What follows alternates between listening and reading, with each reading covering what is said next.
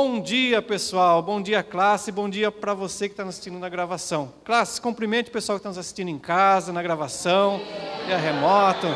Bom, Deus abençoe vocês. Vamos continuar com a nossa matéria, o livro de Juízes, concluir a última parte do livro de Juízes. Como nós vimos na aula anterior, o livro de Juízes não é um livro muito bonito de se ler. Estava ruim, ficou pior, agora vai ficar pior ainda, né? Queria que fosse uma aula mais up, mas vai ser triste. Mas depois no final melhora. A última parte do livro de Juízes, nós dividimos assim em duas partes segundo o nosso livro. A parte que vai declarar a corrupção total, dentro daquele ciclo lá de pecado, sufoco, súplica, salvador e sossego, a coisa piora mais um pouco. E depois o final, a parte mais triste, o ponto mais baixo da história da nação de Israel do período dos juízes, que é o período da guerra civil. Então, no capítulo 17 e capítulo 18, mostra a corrupção total que havia nos dias da nação de Israel. Um homem chamado Mica, que habitava entre Efraim e Dan, na sua casa ele constrói um ídolo. E quando um sacerdote levita estava de passagem, lembra que os levitas eles não tinham uma terra própria, então eles iam de cidade em cidade, morando na periferia, nos arredores da cidade. Quando um jovem sacerdote levita passa próximo a Mica, ele o acolhe de forma hospedeira e acaba mostrando que ele tinha um ídolo e pergunta se aquele jovem queria ser sacerdote da casa dele, oferece um pagamento para ele. Fala, olha, de que adianta você ficar vagando por aí, se você pode ser o meu sacerdote particular, oficiar os sacrifícios, o incenso, tal. E aquele sacerdote acaba aceitando, mostrando a corrupção que estava tanto nas pessoas quanto na liderança religiosa daquele dia. Algo que talvez nós vemos nos dias de hoje, né? Depende de quantas pessoas saem, montam a própria igreja, o próprio ministério, não por discordância ou desavenças teológicas ou administrativas, mas sim para poder governar um povo, para receber dinheiro, para ganhar mais. Fala, eu estou no ministério aqui, mas outro pastor convidou para fazer parte. Fala, mas por quê? Porque você está triste aqui, Deus falou com você? Não, porque ele vai pagar mais. Então a gente vê o retrato que havia nos dias dele. Mica, que era o dono da casa, que constrói um ídolo e, ao receber um sacerdote levita, convida para ficar oficiando a idolatria, em vez de cultuar ao Deus Jeová, o Deus Javé, que havia libertado o povo de Israel do cativeiro egípcio e guardado a vida deles. Os danitas, capítulo 18. A tribo de Dan ficava nessa região aqui, ó, mais ou menos. Mais que para a tripinha assim. Com uma porção de terra que caiu para eles, a sorte deles, na herança deles, como diz algumas versões, era muito pequena, os homens reuniram-se entre si, falaram entre as outras tribos, falaram, tudo bem, vão peregrinem para as outras terras, onde ainda estão os povos, e tentem tomar outro lugar. Eles chegam aqui na cidade, aqui em cima, que antigamente era chamada de Laís, ou Laquis. Ok? Que era habitada pelos sidônios. Sidônios ficavam aqui na região costeira, aqui em cima. Da onde depois nós vemos a cidade de Tiro e Sidom, uma cidade que tem destaque principalmente na época do reino de Davi e de Salomão. Eles vão peregrinando e vão chegar até aquela cidade. Quando eles encontram aquela região lá, era uma região pacata, tranquila, a qual Deus não mandou eles destruírem e habitarem. Porém, conforme era a corrupção moral, os habitantes de Laís, de Laques, eram povos tranquilos, pacíficos, estavam longe de Sidom, dos seus conterrâneos, né? E viviam em paz, não tinham como se defender. Eles vão lá, em primeiro lugar eles saem procurar terra, no meio do caminho passam pela casa de Mica, vem um sacerdote levita, fala, olha, de que adianta se ficar servindo de sacerdote para uma pessoa só, enquanto você pode ser sacerdote de toda uma tribo? E vão lá e o moço fala, beleza, vou com vocês. Mais uma vez mudou o salário, ele vai onde oferece mais. E levam ele e vão até a cidade de Laís, ou Laques. Vindo que o povo era sossegado, era pacífico, estavam longe dos seus conterrâneos sidônios, eles armam a emboscada e tomam a cidade, de forma traiçoeira, mostrando como estava a corrupção total no coração do povo de Israel. Tá ok?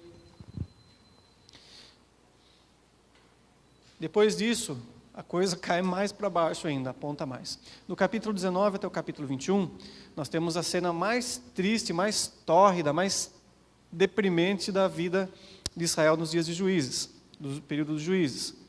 Um sacerdote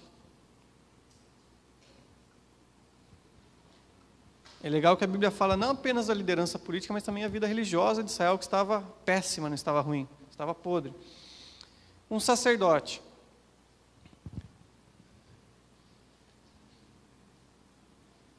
Que era aqui de Judá. Benjamim aqui, que foi.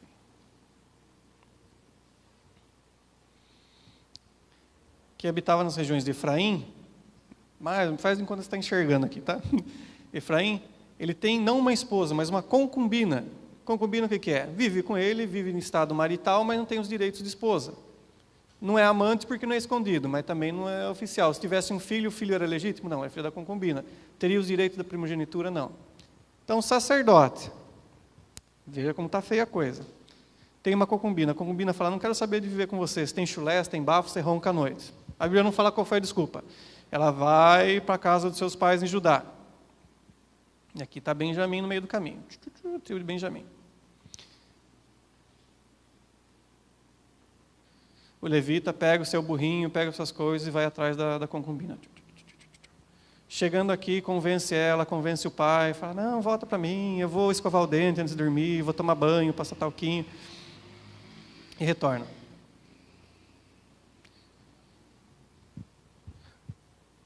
O pai dela segurou eles por vários dias, a Bíblia não fala o porquê, mas queria que eles ficassem lá. Por fim, o sacerdote convenceu e vão retornar de volta para a cidade na qual ele habitava dentro da tribo de Efraim. Só que como eles se demoraram, eles precisaram pousar, dormir na cidade de Gibeá, o qual ficava na tribo de Benjamim. Vendo que estava tarde, um homem voltando do campo abriga o sacerdote com sua esposa, um morador. Fala, não fiquem na rua, não fiquem na praça, porque é perigoso que eles ficarem sozinhos, tal. Vão para dentro da minha casa. Recebe eles, dá comida para eles, dá banho para eles, afofa o sofá, fala a senha do Wi-Fi lá, estão tudo tranquilo lá, maior alegria. Durante a noite, a madrugada, o que acontece? Os moradores de Gibeá batem na porta do morador, hoje a Bíblia não fala o nome, fala, traga para fora quem? O homem, para que nós possamos abusar dele, violentá-lo, currá-lo, estuprar ele. Isso lembra o quê? Sodoma e Gomorra, não lembra? Quando os anjos vão na casa de Ló, para você ver a decadência moral, a corrupção total que estava no povo de Israel.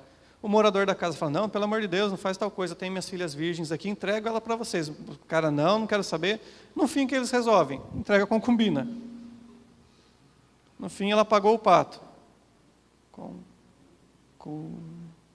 Agora, não lembro, por concubina, acho que não tem M, não. Fugiu da concubinato, é isso mesmo, concubinato. Entrega agora para aqueles homens, eles estupram ela a madrugada inteira, a noite inteira. De manhã o sacerdote sai da casa como se nada tivesse acontecido, vê ela prestes a morrer na soleira, na porta, no capacho da porta lá, pega ela, põe ela sobre o jumentinho dele e volta lá para Efraim. O que ele faz quando chega a Efraim? Ela obviamente morre, ele pega e corta ela em 12 pedaços, 12 partes. Lembra da história lá de Tiradentes? O governador geral lá missões lá de Minas Gerais, cortou aqui no Rio de Janeiro e mandou os pedaços dele lá para ninguém fazer igual o Tiradentes e os Inconfidentes, né? Então ele cortou e mandou, falou, olha, que seja feito assim com a tribo de Gibeá, com a tribo de cidade de Benjamim, a tribo de Benjamim, assim como eles fizeram, como eu fiz com a minha concubina, seja feito com eles, sejam destruídos, divididos, apagados. As 12 tribos, obviamente, se indignam com toda essa maldade e mandam homens, mandam líderes para atacar Gibeá e Benjamim. Obviamente, o quê? A tribo de Benjamim fala, de jeito nenhum, vocês não vão atacar a cidade nossa nenhuma. E se preparam e se armam e há uma guerra, composta de pelo menos 3 batalhas, na qual as 2 primeiras, essa coalizão das 12 tribos, das 11 outras tribos, né, elas sofrem derrotas, e na terceira e última eles conseguem derrotar o exército dos benjamitas que estava em Gibeá. E diz que a destruição foi tamanha, foi tão grande, que sobraram cerca apenas de 600 homens na cidade de Gibeá.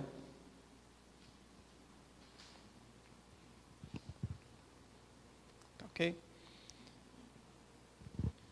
E o negócio continua ficando ruim. Por quê? Antes de partirem para a batalha, as 11 tribos aliançadas falou, e além de destruir eles, jamais daremos esposas, ou seja, permitiremos que nossa tribo se aliance com eles através de casamento. Ou seja, não vamos dar mulheres para se casarem com eles. Na terceira batalha, Gibeá é derrotada por essa coalizão de 11 tribos. São derrotados a maior parte dos homens, tanto que vieram das outras cidades de Benjamim, quanto de Gibeá, e de Gibeá sobram apenas 600 homens. Agora, aquelas 11 tribos e o restante dos homens de Benjamim começam a chorar, falar, puxa, quase que apagamos, extinguimos uma das lâmpadas de Israel, quase que eliminamos uma das tribos. Cai na consciência deles que o ato isolado de uma cidade levou eles à guerra, à destruição, de quase destruir toda uma tribo da nação de Israel. Eles caem em si e falam, puxa vida, e agora o que a gente vai fazer? Como vamos ajudar ele? Fala, puxa, a gente não pode dar a esposa para eles, porque a gente falou que não ia dar. Os de Benjamim tentam, de um jeito, falam, tem aqui uma parte, vamos dar, e o que eles entram no acordo? Falam, olha, quando vocês, durante as festividades, que as moças saírem aos campos, às florestas para dançar, celebrar uma das muitas festas de Israel, vocês vão lá e podem tomar a elas, sequestrar elas e trazer para a esposa de vocês. E dito e feito, eles vão lá e sequestram as moças para serem suas esposas. Então nós vemos aqui uma parábola inversa, né? Aquela que desce cada vez mais na vida de Israel. Mas só uma parábola não, perdão, né? Isso aqui é da aula da próxima matéria. É o contrário, né? Uma reta negativa. Tem a linha moral aqui. O que é certo, eles vão assim. Começam lá bem e vão até o infinito. Tão ruim que é.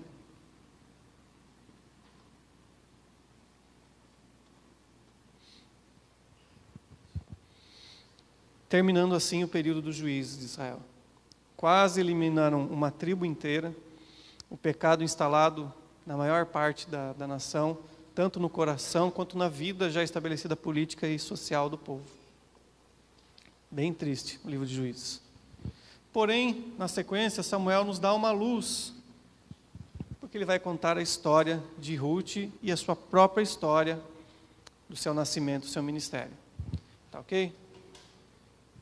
Alguns detalhes que Samuel, além de ser um profeta, um líder, não sei se ele escreveu ou ele passou para os seus seguidores, seus discípulos escreverem, mas ele deixa alguns ganchos. Gibeá de Benjamim, a qual quase foi destruída, dessa cidade, alguns anos depois, cerca de 100 anos depois, vai sair o primeiro rei da nação de Israel, chamado Saul. Ele era da tribo de Benjamim, da cidade de Gibeá. A sede do seu governo, o seu trono, o seu palácio, ele estabelece nessa cidade. Tá ok? Um detalhe aqui que depois vai aparecer lá depois, quando você lê 1 Samuel 17, você lembra depois. Durante as 3 batalhas, fala o seguinte, que dentro de Gibeá, na tribo de Benjamim, havia homens habilidosos em guerra. E havia um grupo deles que era canhoto, que utilizava a mão esquerda. Eles eram tão habilidosos em utilizar a funda. Lembra de Davi? O mesmo instrumento. E utilizaram a funda, que com uma pedra eles conseguiam acertar um fio de cabelo de um homem. Daí fala tantas distâncias, tantos metros que eles conseguiam acertar. Isso vai refletir lá na frente, na história lá de Saul, Davi e Golias. Tá, ok? Então um gancho que o autor deixa no ar, para depois a gente pegar esse gancho e entender. Encerrado o período dos juízes, é a fase de transição, dentro dos livros históricos, entre a era dos juízes e o reino de Israel, entre o período da teocracia e o período monárquico, onde havia um rei. Certo? Livro de Ruth, está no nosso livro de estudo, na página 70. Tá, ok? Vou falar de forma bem resumida dele.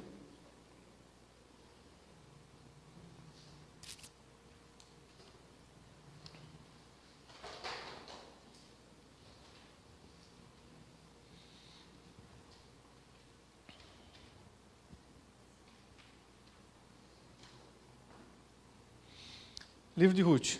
Quando que ele acontece? No finalzinho do período dos juízes, concomitantemente, talvez na mesma época onde houve a guerra contra a cidade de Gibeá, na tribo de Benjamim. O que é a história? A história do livro de Ruth conta sobre a vida de Noemi com seu esposo Elimeleque e seus dois filhos Malom e Quilion, no capítulo 1.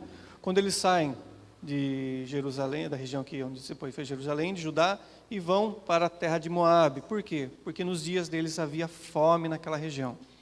Havia uma seca e tudo que eles plantavam eles não colhiam, não conseguiam produzir, o gado não dava, então eles vão atrás do quê?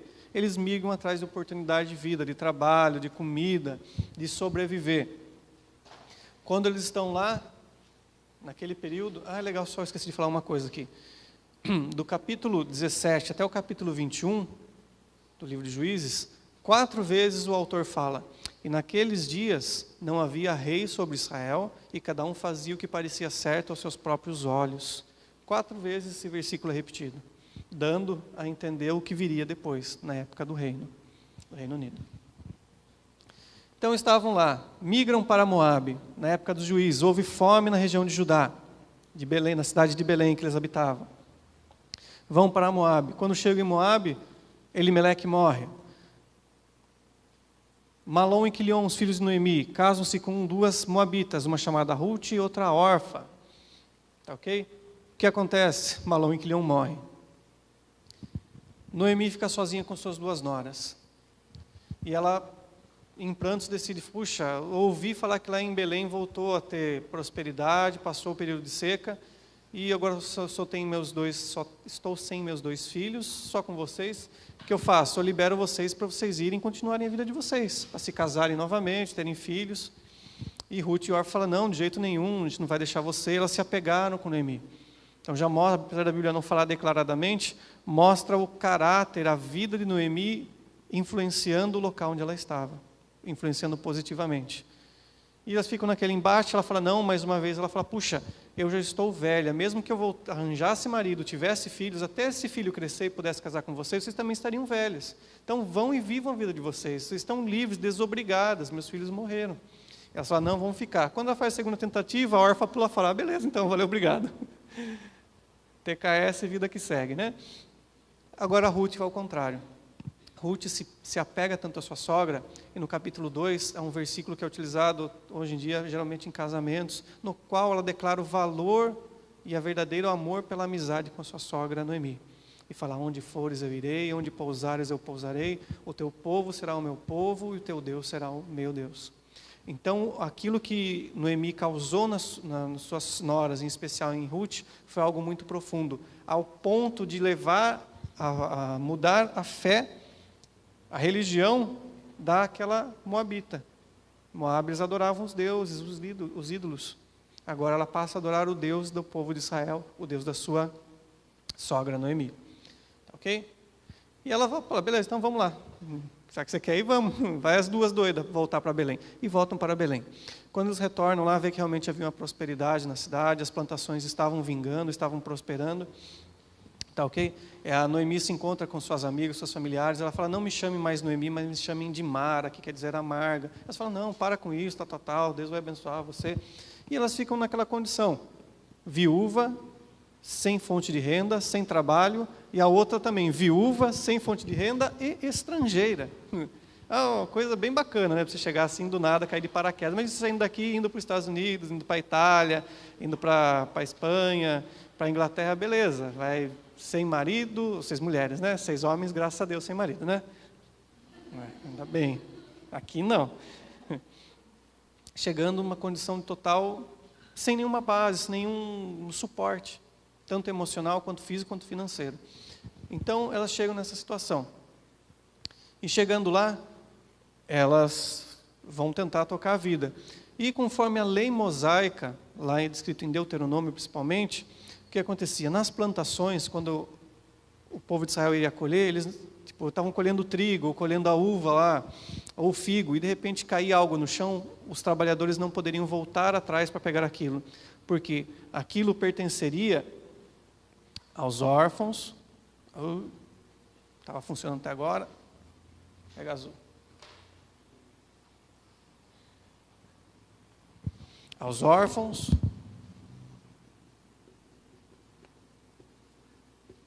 às viúvas, os estrangeiros.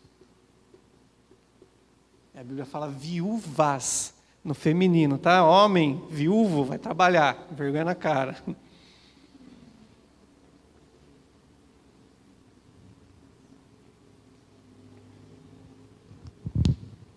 Ok?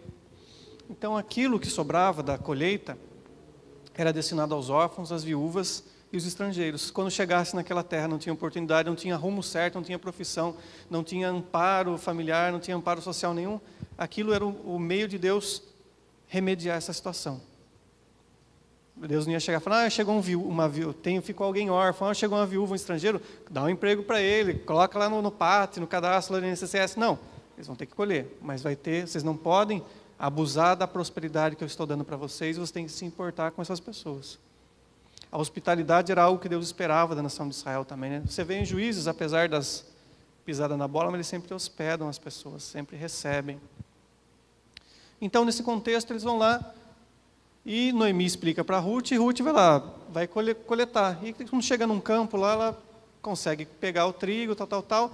E um homem que era o dono daquela plantação, Boaz, ele vê aquela estrangeira e se afeiçoa com ela. Falou, estou vendo ela trabalhando lá, pergunta quem que é, os homens explicam, puxa, ela está desde manhã aí, agora está no sol, está rachando o coco, ela continua trabalhando, coletando o que sobrou. Daí pergunta quem é, descobre ela é nora de Noemi, que voltou lá do finado Elimeleque, e também perdeu os filhos, tal. E ele se afeiçoa mais com ela ainda, e dá uma ordem para os seus trabalhadores, fala, não toquem nela, não mexam com ela, não assobiem, não dê cantada de pedreiro, senão o negócio vai engrossar para o lado de vocês. E se afeiçoa com ela. E fala, ainda mais, deixem, quando vocês estiverem coletando, levando, deixe cair algo um pouco a mais para que ela possa vir pegar. E ele viu nela, além de uma moça com certeza bonita, uma mulher valorosa, que estava trabalhando para sua sogra, dedicação, e se encanta com ela. Primeiro só se encantou, tá? Não pediu WhatsApp, nem o Face, nem Insta dela, só se encantou, achou bonita a moça e leal.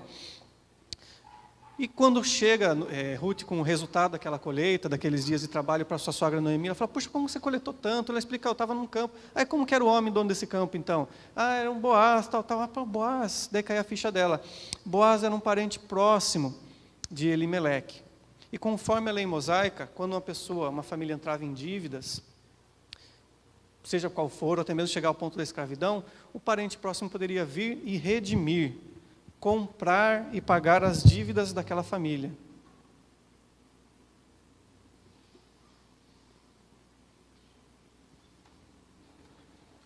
Quando ele redimia, ele fazia a redenção.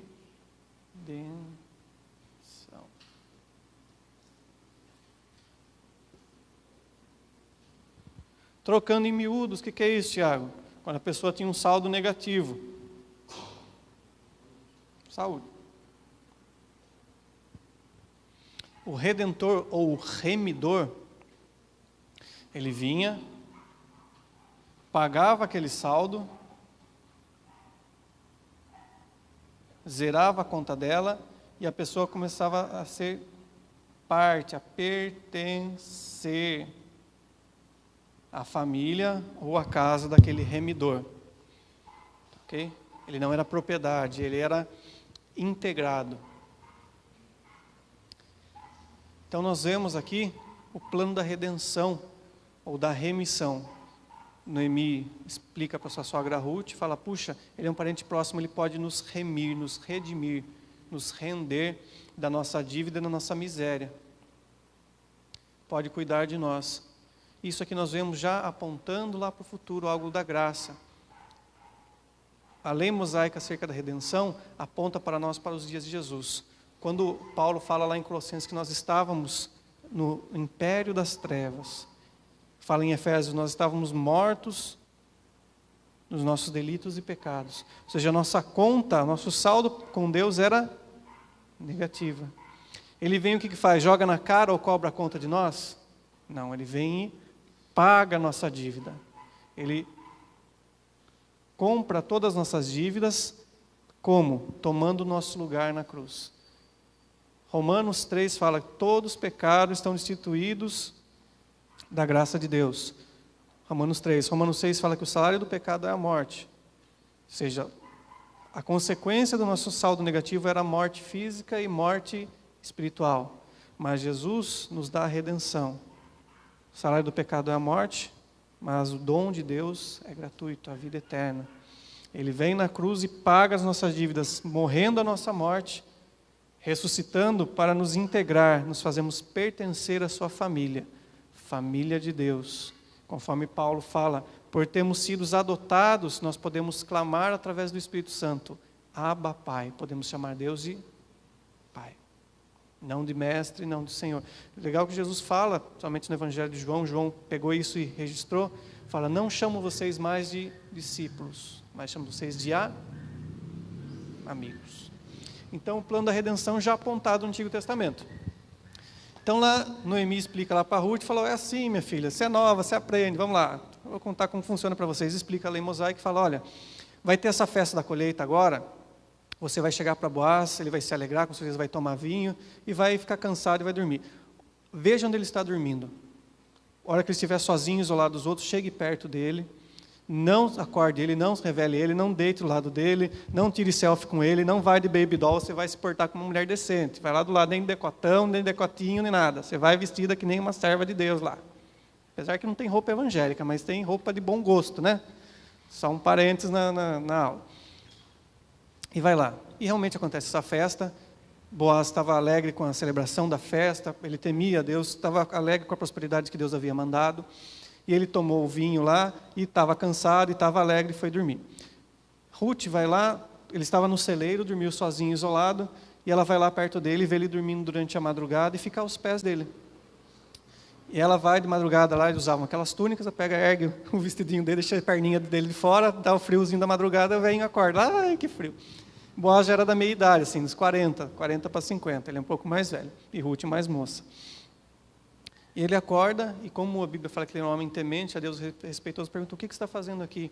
E dela explica toda a história, conta todo o contexto, fala, olha, eu sou nora de Ruth, e conta tudo aquilo que aconteceu, e o que Noemi explicou para ela.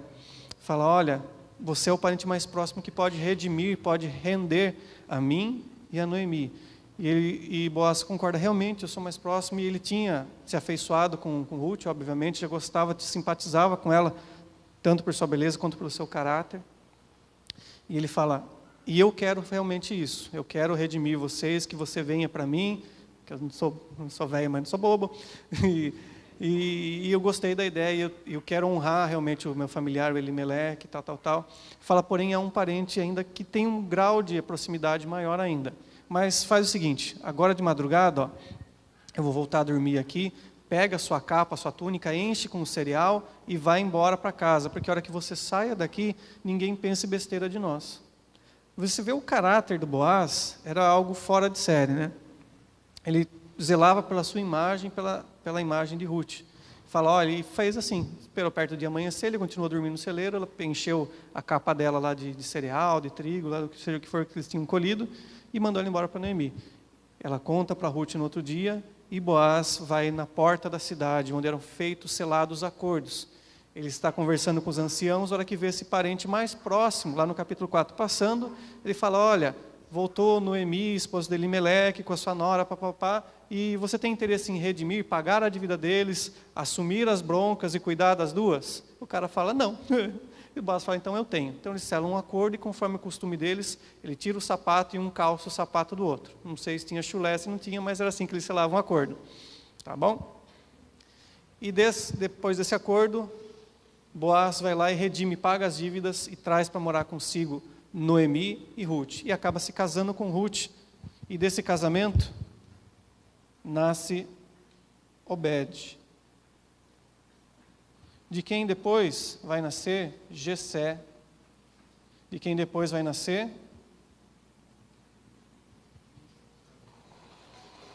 Davi. Então olha mais uma vez aí o Samuel dando umas dicas, dando um gancho para nós. Lá no final de Juízes, ele falou já da origem de Saul. Agora ele fala aqui da origem de Davi. Tá ok? E nesse período de transição, é interessante você ver a misericórdia de Deus, a graça, que mesmo quando a coisa estava feia, o bicho estava pegando na nação de Israel, As pessoas estavam totalmente corrompidas, mas esse totalmente quer dizer todo mundo? Não, havia uma exceção. Havia Ruth, Noemi, uma estrangeira, havia Noemi, havia um Boaz, pessoas que conservavam o temor a Deus, conservavam o seu caráter íntegro, que serviam a Deus mesmo em meio à bagunça. Jesus, no Evangelho de Mateus, capítulo 5, fala que, olha, por causa da iniquidade, o amor de muitos vai se esfriar. Mas ele continua, ele completa essa citação, esse discurso seu falando, mas aquele que perseverar até o fim, vencerá. Ele fala, olha, Jesus não esconde nada, nem a Bíblia em nenhuma parte esconde acerca da situação. Ele fala, a coisa vai ficar ruim, mas aquele que se permanecer fiel vai obter vitória, vai obter bom êxito. Então, Noemi transmite para sua nora Ruth, e a gente vê também em Boaz isso. Mesmo com a nação de Israel mergulhada no pecado, ainda havia pessoas que temiam a Deus. E isso também se estende agora para a vida de Samuel. A segunda parte da fase de transição entre a teocracia para o reino, para a monarquia do povo de Israel, a segunda parte vai estar lá no livro de 1 Samuel, do capítulo 1 até o capítulo 8. Okay? Então, o nosso livro de estudo está lá na página de número 76. Está claro até aí? Dúvidas? Não, sei.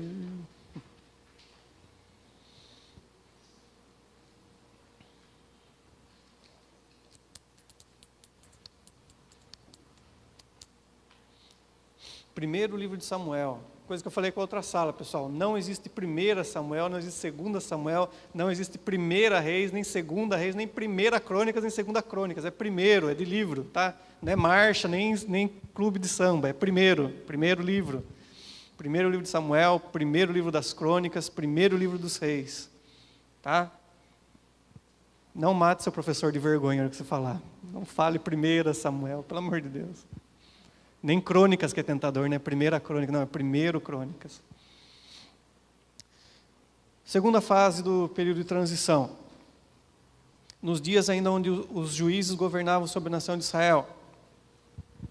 Cadê minha canetinha aqui?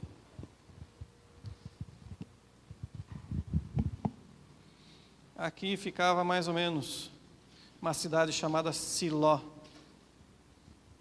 que tinha nessa cidade chamada Siló, Tiago? Havia a arca da aliança, havia o tabernáculo, né, de Moisés, armado, a arca da aliança, o altar do sacrifício.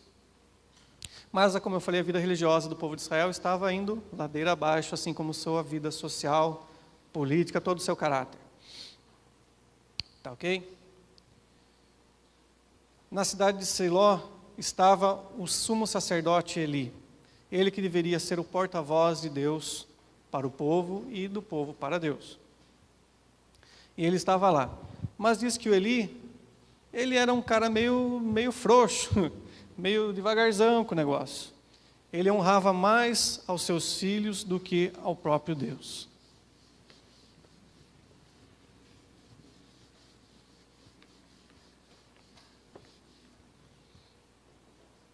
Então lá em Siló, quem era o líder era Eli, sumo sacerdote, o sacerdote principal. E seus filhos oficiavam nos outros demais ritos, no sacrifício dos animais, na oferta de cereais.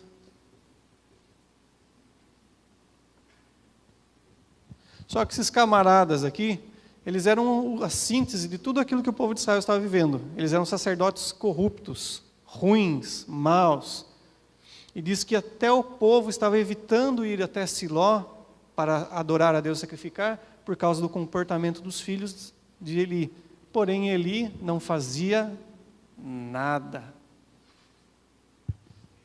Ele honrava, tinha mais respeito pelos seus filhos do que pelo próprio Deus. Não chamava a atenção deles. Diz o seguinte: o que eles faziam? Eles cobravam suborno, eles, com as moças, com as mulheres que auxiliavam ao redor do templo, lá com a limpeza, manutenção, seja lá o que for, com ofertas, eles eram casados e adulteravam com elas. Quando alguém ia oferecer um sacrifício no qual o sacerdote podia comer uma parte, estava cozinhando a carne do cabrito, do boi, seja lá qual for dos animais do sacrifício que está em Levítico lá, eles pegavam, mandavam seus servos, seus empregados ir lá, pegavam um garfo, um tridente, alguma coisa, e meter o garfo na panela, antes mesmo que a carne cozinhasse e fosse oferecida a Deus. Eles já pegavam o ofertante e tentavam, poxa, espere pelo menos aqui, vamos dividir e entregar o que é de Deus, e a minha parte você pode ficar, mas pelo menos não despreze a Deus. E os servos, os empregados deles falavam, não estamos nem aí, nosso Senhor mandou, não quero nem saber. Então eles detestavam a Deus, desprezavam a Deus na cara dura, e Eli não fazia nada. E nesse contexto, havia um camarada chamado Eucana. Em Samuel não fala, mas 1 Crônicas fala, que ele era da linhagem de Levi, da tribo de Levi. Depois eu pego, pode deixar a tampinha. Ele era casado, tinha 2 esposas.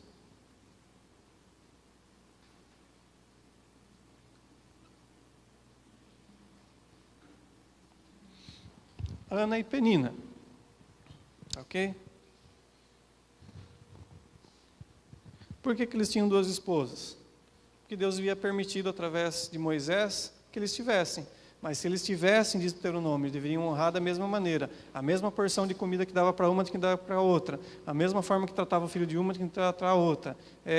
Se eles moravam em tendas separadas, em quartos separados, que tinha no mesmo quarto, tinha que ter no quarto da outra. Não podia fazer diferenciação. Era o plano de Deus? Não. Você vê lá em Gênesis que não era o plano de Deus. É um homem e uma mulher. Como você sabe isso, Tiago? Está escrito em Gênesis. E depois Jesus vem e ratifica isso. Ele fala, olha, no princípio não foi assim. Quando os fariseus, mais uma vez, com os escribas, tentaram preparar uma armadilha para Jesus. Ele fala, ó, no princípio não foi assim. Deus criou um homem para uma mulher. Então estava lá o sacerdote Eucana, o levita Eucana, sacerdote, da linhagem sacerdotal, que não estava trabalhando no culto, era uma bagunça a vida religiosa e espiritual de Israel. E ele foi oferecer o sacrifício em Siló, subiu. Só que tem um problema na sua casa. Sua esposa, Penina, era fértil, tinha filhos. Sua esposa, Ana, a que ele amava, coraçãozinho aqui na Ana, era estéril, não podia ter filhos. Você sabe a história, né? Ana chora diante de Deus, toda vez era envergonhada, subiam nas festas para Jerusalém, Penina ficava cutucando ela, ficava espezinhando ela, falando, mandava torpedo, mandava WhatsApp, colocava no Face, olha que barrigão aqui de novo. Achava um jeito para humilhar e afrontar Ana. E ela se sentia-se cada vez mais triste, mais deprimida, até o momento que ela toma uma posição, que vai distinguir, vai ser contrária a todo aquele contexto lá da vida dos juízes. Lembra que eles estavam no período dos juízes aqui? Eli era um sacerdote, um líder da nação de Israel, durante o período dos juízes. Ela decide, nessa última vez, orar, e vai até diante do templo. Na porta do templo, as mulheres tinham um local delimitado, os homens podiam entrar mais adiante para oferecer sacrifício, e no tabernáculo, na cabana, onde estava a Arca da Aliança, os altares de incenso, o candelabro e a mesa dos pães, somente os sacerdotes, e dentro do Santo dos Santos, só o sumo sacerdote, uma vez por ano, no caso Eli. Tá, okay? Ela vai e ora diante de Deus, o Eli pensa que ela está bêbada, fala, mulher, vai embora daqui, está bêbada, que a parte de você se vir, depois você volta para cá orar. Ela fala, não, é que eu estou orando apenas movendo os lábios, que eu estou amarga no meu espírito. Conta a história para Eli. Eli ora por ela e fala, ó, Deus vai prosperar, você vai embora em paz. Depois de um ano ela engravida, Deus se lembra dela, diz a Bíblia, e ela engravida do seu esposo Eucana, gerando a Samuel. E naquela oração que ela fez um voto, que se Deus concebesse um filho para ela, filho homem varão, ele entregaria ele para o templo, para o ministério. Tanto que o nome, da raiz hebraico, El quer dizer El Elohim, o Deus grande, o El Elyon, o Altíssimo, e Samu, da palavra hebraica Shema, ouve. Então, a tradução para o nome de Samuel é Deus ouviu, ou ouviu Deus, porque Deus se lembrou de Ana e concebeu um filho para ela. Tá ok? Menino cresce, já está na primeira infância, e ela vai cumprir o seu voto. Fica alguns anos sem subir na festa, fala para Eucana, pode subir, que depois eu vou. Ela ficou curtindo o filho dela, porque depois ela foi cumprir o voto, a aliança que ela fez. Quando o menino já parava de tomar o leite materno, bebê no peito, né? Hoje em dia a criança para com uns meses, com anos. Naquele tempo, antiguidade, até um pouco tempo atrás, né? No começo do século XX, a criança está com 10 anos mamando em pé lá. Naquele tempo não era muito diferente. Então, sendo um menino desmamado, nessa fase da final da primeira infância, ela vai para o templo entregar o menino para cumprir o seu voto com Deus. Entrega ele aos cuidados de Eli para ser um sacerdote, para oficiar no templo, lá no tabernáculo de Deus. O menino começa a crescer quando está na fase da pré-adolescência para a adolescência, no capítulo 3 e capítulo 4. Um dia ele está lá dormindo próximo a Eli e ele escuta uma voz, fala: Samuel, quero falar com você, levanta. Ele pensa que é Eli, você sabe a história, por 3 vezes chama. Eli explica para ele, fala: deve ser Deus querendo falar com você. A hora que a próxima vez que chamar, você fala: eis-me aqui, Senhor, fala que o teu servo te ouve. O menino faz isso e Deus fala com Samuel, aquele pré-adolescente, adolescente, fazia adolescência, fala: olha, vou contar um negócio para você, vou falar um negócio para você que quando se cumprir vai fazer a orelha de todo Israel ficar fervendo, vermelha, de tamanho juízo que eu vou trazer sobre o povo. E ele fala uma profecia para Samuel, Deus fala acerca de Eli. Fala: olha, Eli não tem me honrado, eu já dei um aviso para ele. Lá no capítulo 2 vem um profeta sem nome e fala a mesma coisa para Eli, fala: olha, você tem honrado mais os seus filhos do que a mim, eu vou trazer juízo sobre a terra de Israel, o negócio vai ferver para o seu lado, o que eu vou trazer vai ficar zumbindo, zoando no ouvido de todo o povo de Israel, a destruição que eu vou trazer. E a mesma profecia Deus fala com Samuel, de manhã Eli acorda e fala: como é que foi? Samuel fica com vergonha, com medo, fala: não, conte tudo o que Deus falou, eu sei que é sobre mim. Veja o estado do coração de Eli, se não era a mesma coisa que havia no povo de Israel, do período de juízo. Ele estava contaminado, mesmo sabendo que estou errado, que Deus falou alguma coisa, eu vou continuar levando no banho-maria. E Samuel, com vergonha, conta, e ele ainda se fala: puxa, realmente foi Deus que falou com você. Pô, que legal, trazendo juízo, falando aquilo que todo mundo está sabendo que está errado. E passado um período, você sabe a história, os filisteus fazem guerra contra Israel, em especial a tribo de Benjamim e Judá, preparam um acampamento, vão lá, montam e começam a vencer, vendo o povo de Israel que não conseguem com eles, eles chamam os sacerdotes, em especial Hofni e Finéias, e falam: olha, traga a Arca da Aliança para cá, que talvez Deus nos ajude na vitória. Vai lá Hofni e Finéias, que não eram sumo sacerdote, não poderiam entrar no Santo dos Santos, não deveriam, né? Eles poderiam, mas não deveriam, não era a ordem que Deus havia dado. Pegam a Arca da Aliança, levam a Arca da Aliança para o acampamento de Israel. A hora que a Arca da Aliança chega, os israelitas começam a gritar, bater o pé, pular. Tem mais bagunça que show de estádio, né? Show de K-pop. E aquele estrondo assusta os filisteus falam: puxa vida, os deuses vieram para o acampamento e agora a gente está lascado. Mas a liderança dos filisteus fala: pelo contrário, vamos ter ânimo. Por mais que os deuses vieram para a batalha, nós vamos vencer. E realmente Deus estava do lado dos filisteus, por causa do pecado da nação de Israel. Já o saldo negativo lá, desde a corrupção, em especial pela vida de Eli e seus filhos. Aquele exército dos israelitas é destruído, Hofni e Finéias são mortos, a Arca da Aliança é tomada pelos filisteus, eles roubam ela. Quando essa notícia chega lá em Siló, uma das noras de Eli estava sentado, recebe essa notícia, ele já era idoso, com mais de 90 anos de idade, já estava cego dos olhos e era obeso. Estava sentado numa cadeira apoiado numa coluna, numa pilastra. Quando ele ouve isso, chega para ele a notícia, mas a gente não chegou de forma gentil, normal, veio um tropé.